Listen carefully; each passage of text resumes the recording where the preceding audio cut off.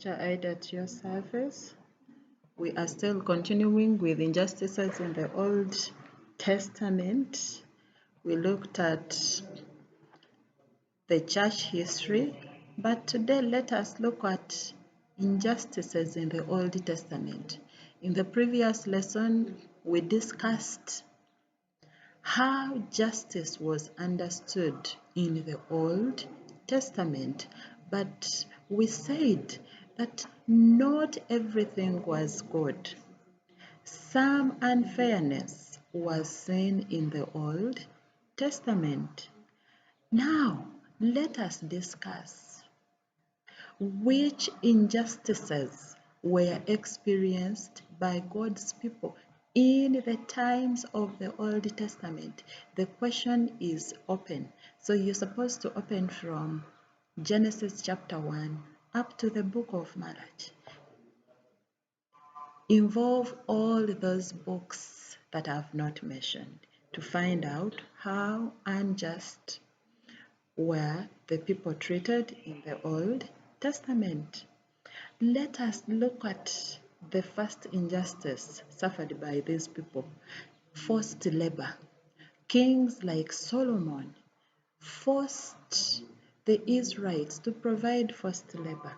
For example, when Solomon was building the Jerusalem temple, he divided the people, the able-bodied men, into labor camps. They would work for 3 months and then they would go home, rest, and other people would come in.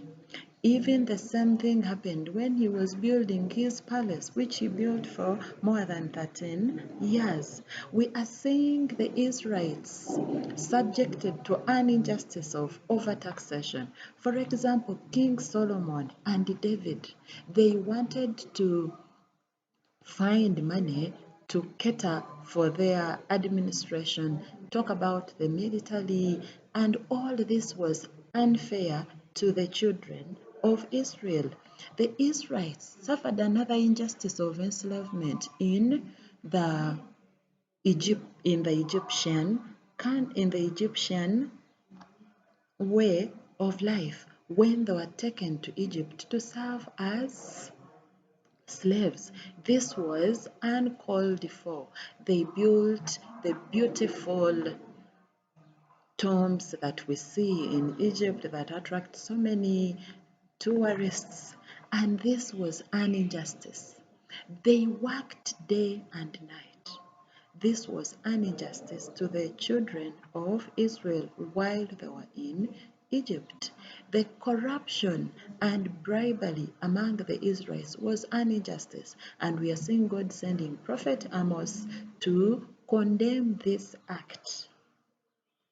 Cursing of very many people in the New Testament, in the Old Testament. We see Noah cursing his own son Ham when Ham saw the nakedness of his father. You read that chapter 8.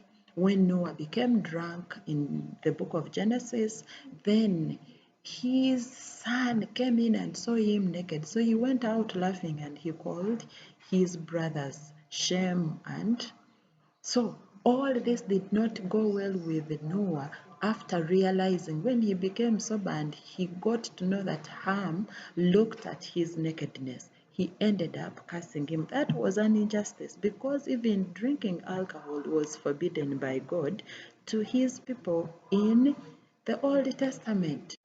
The Israelites, we are seeing them being unjust to God's prophets. They persecuted them. For example, King Ahab and his wife Jezebel, we are seeing them persecuting Prophet Elijah because he used to condemn their evil acts. When he killed Naboth, when he worshipped Baal, Elijah's message did not go well with King Ahab, so they decided to persecute him, and other prophets were persecuted like Elijah, Amos, all these. We have Elisha, we have Isaiah. These were injustices practiced on them. The murder of very many people was common. Let us give an example of Ahab and his wife Jezebel, who murdered Naboth. They planned his murder because the king wanted the vineyard of Naboth, which Naboth had refused to give to him. That was unfair to Naboth. The Israelites grabbed other people's property. We shall also give the same example of King Ahab when he grabbed Naboth's vineyard. And later, we are seeing him being unjust by killing him. The injustice of rape was common in the Old Testament. For example, Shechem, the son of Hamos, we are seeing him raping Dinah, the daughter of Jacob and Leah. The other example we can give is Amnon raping Tamar, his half-sister. These were children of King David. All this was unfair. The Israelites exploited the poor through selling to them bad products. For example, they would mix wheat with chaff and then sell it at a very high price. This was unfair to fellow Israelites, and we are seeing God condemning it through prophet Amos. Having seen some of the injustices, but when you read the book of Genesis, the book of Amos, you read the book of Judges, the book of Kings, you'll find there are so many injustices. So, dear viewers, I advise that you go and read and add on these ones that we have discussed. Let us look at one case of murder, of injustice between Cain and his brother Abel. And we shall go in our Bibles and read Genesis chapter 4, verse 1 to 16. How was the killing of Abel by Cain an act of injustice? One, we are seeing Eve and Adam losing a son, being murdered by his brother Cain out of jealousy. This was an injustice to the parents. This was the first death that the world experienced. I cannot tell how Abel, when he died, the parents felt, but that was an injustice. Cain betrayed the brotherly trust between him and his brother Abel. Remember, he convinced him, "Come, let us go to the field." And reaching there, Cain kills Abel. Cain took the law into his hands and killed Abel, his own brother. That was an injustice. Taking the law in your hands. Today, this is what we call mob justice. Cain lacked respect for human life when he killed Abel. That was an act of injustice because the Bible tells us to respect human life, and even our social laws tells us to observe and respect human life. We are seeing Cain lacking love for God when he killed Abel. It was God who had created both of them. It was God who gave them different occupations to do. But when he killed his brother, he lacked love for God. The lack of love for his brother Abel of Cain, we are seeing it. Cain was supposed to love his brother, and whatever differences they had to be loyal, love each other, and care for each other. So killing him, it was an act of injustice. The jealous acts of Cain, we are seeing them in this chapter 4. When Abel succeeded, it was very bad to Cain. Cain felt jealous, and then he ended up killing him. Cain developed a spirit of hatred towards his brother. He killed him because he won God's favor. This was unfair to him. Maybe Cain would have done something good also, like offering the best offering, animal sacrifice that the Lord wanted from them so that he would win the favor of God. Cain forgot that it was only God who gives life and also takes it. So when he killed his brother Abel, it showed some disrespect of God by him. Failure to accept God's judgment on the side of Cain was an injustice, because we are seeing God favoring Abel when he accepted his offering, but also rejected Cain's sacrifice. This brought jealousy to Cain, and he ended up killing his brother. Cain rudely and stubbornly answered God. When you read that verse, it's when God asked, "Where is your brother?" Cain said, "I don't know. Am I my brother's keeper?" Yet he knew where he was, and even God knew that he had killed him. So this was an act of injustice. They can ask you, how was the murder of Abel by Cain an injustice? Don't forget to qualify these points using through or by. In CRE, we are urged to qualify our points. Dear learners, let us look at the lessons that we draw from Abel and Cain story. When Abel was murdered or killed by Cain, we as Christians today, what do we learn? We know that our lessons, we qualify them using will learn to or should. But for this particular case, let us use learn to. Christians learn to develop love for each other.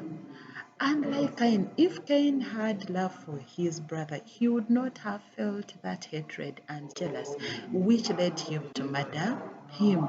Christians learn to compete positively among themselves. If someone is better than you, compete favorably, and then you see that you can reach at the same pace or stage of doing something. Christians learn to sustain life. Since it is only God, there is no need of any Christian to take or kill someone else. It is God who gives life and has authority to take it away. Christians learn to be humble to win God's favor, unlike Cain, who was rude to God. When God asked him to offer a sacrifice, he offered garden plants, tomatoes, watermelon, cucumbers, yet God required a sacrifice of an animal, and God had specified it a lamb. Christians learn to obey God genuinely, just like Abel. Abel, when he offered the animal to God, he did not put any strings attached, but he gave it out of love, genuinely, unlike Cain, whom the Bible says that even when he offered his garden harvest, he said, maybe even this one is much. Some people have dramatized it, that he even kept on reducing and reducing on the quantities that he had brought to God. Christians learn to have faith, to be faithful, and that faith we accompany it with actions, like Abel. Abel believed in God and also put some action when he offered that animal sacrifice. Christians learn to offer to God genuinely. If it is life that you have given to serve God, let us serve Him genuinely. If it is the tithe and offering, let us give it with love, just like Abel did. As a Christian, look at your life. Relate it with Cain and Abel. Then draw more lessons from your life and then apply it to the rest of us as Christians. Let us look at how God ensured justice in the Old Testament. How was God just to his people in the Old Testament? Here, the question is not binding you to only Israel, but to the rest of mankind in the Old Testament. And this question, we have to either qualify it using by or through. Don't forget to qualify your points. By creating man in his own image and likeness. This was an act of justice. God was fair. When we read chapter 1 of Genesis, verse 26 to 28, it says, now let us create man in our own image and likeness. And that is what God did. That was an act of justice. By God forgiving those who did wrong. For example, King David, when he killed Uriah and eventually took possession of Bathsheba, he asked God for forgiveness when we read Psalms chapter 51, and God forgave his sin.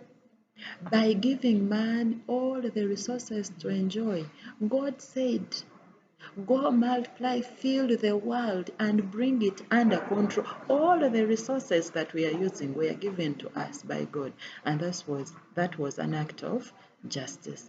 By giving man the 10 commandments on the Mount of Sinai, God gave us, or the Israelites, the 10 Commandments to guide us in the way that we relate to Him and also the way we relate with other fellow human beings. That was justice. By God liberating the Israelites from the Egyptian slavery where they worked as slaves, where they were tortured through Moses. Go and read chapter 3 of the book of Exodus. By God answering people's prayers. For example, Hannah, when he cried after being tormented for a long time by his co-wife Peninnah, God answered him. And she produced Samuel, who later became a prophet of Israel. By sending prophets to remind the people to live the covenant law of life. For example, Prophet Nathan was sent to David. We are seeing Prophet Amos coming in, Prophet Jeremiah, Ezekiel, name it. The list is endless. By God condemning the unfair treatment of people like the poor, the widows, the disabled, the orphans, God sent prophets like Prophet Amos encouraged the Israelites to let justice flow like a stream of water. This was being just by God, by sending and calling upon his people to live and love their neighbors. In the 10 Commandments, God encouraged the Israelites, the people in the Old Testament, to love one another. These laws were: do not murder, do not covet any other person's property, do not commit adultery. All this built the relationship between man and fellow man. By God instructing his people to treat strangers with a lot of justice. In Israel, in the Old Testament, a stranger was supposed to be taken care of by those he had visited. Even in the fourth law, where he said, not even your stranger should work on a Sabbath. That was encouraging love and justice to strangers who were in Israel, by God sending prophets to foretell what was coming in the future. For example, God sent prophet Isaiah to talk about the Messiah, Emmanuel. And this was to predict what was to come, to make his people ready for the future. That was justice.